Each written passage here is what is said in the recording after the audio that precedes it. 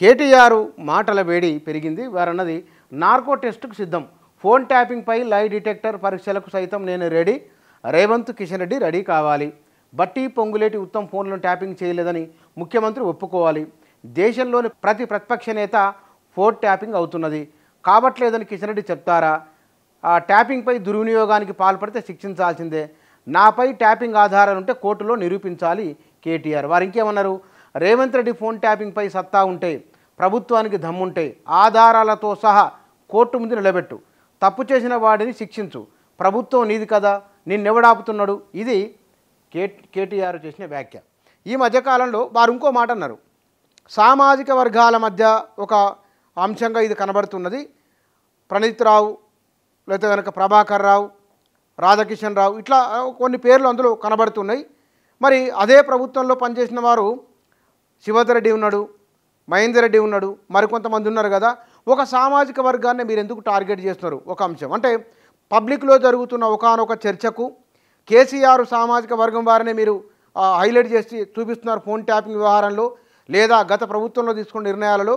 మిగతా సామాజిక వర్గాల వారు ఉన్నారు కదా, మిగతా రెడ్డి సామాజిక వర్గానికి సంబంధించిన వారు ఉన్నారు, అందులో ప్రస్తుత ప్రభుత్వంలో ఉన్నారు కదా, మరి వారిని ఎందుకు మీరు ప్రశ్నించడం లేదు? ఇది కేటీఆర్ చేసిన వ్యాఖ్య, లేవనెత్తిన ఒకానొక అంశం.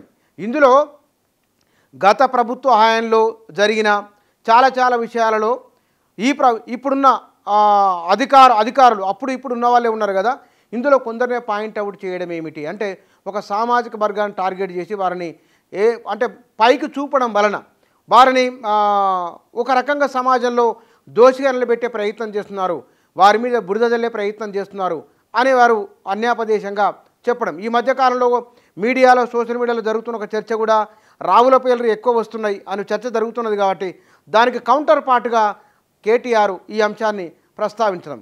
రెండవది, ఈ ఫోన్ ట్యాపింగ్ వ్యవహారంలో తన ప్రమేయం ఉన్నా సరే, లేదా తన ప్రమేయం ఉంటే కనుక శిక్షించండి, లేదు అంటే కనుక దమ్ముంటే నిరూపించండి అన్నారు.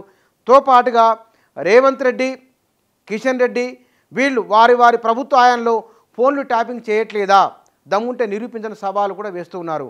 బహుశా రేవంత్ రెడ్డి ఆడుతున్న మైండ్ గేమ్కు కౌంటర్ మైండ్ గేమ్ కేటీఆర్ కూడా ఆడుతున్నారు. ఎందుకంటే వారు అన్నారు, కొడంగల్లో మీరు రాజీనామా చేసిరండి, సిరిసిల్లలో తాను రాజీనామా చేస్తారన్నారు.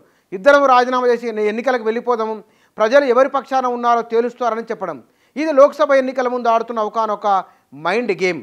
ఇప్పుడు కేటీఆర్ కూడా ఇంతకుముందు వాస్తవానికి కాంగ్రెస్ ట్రాప్లో బీఆర్ఎస్ అంతా నాయకులంతా పడిపోయి ఉన్నారు.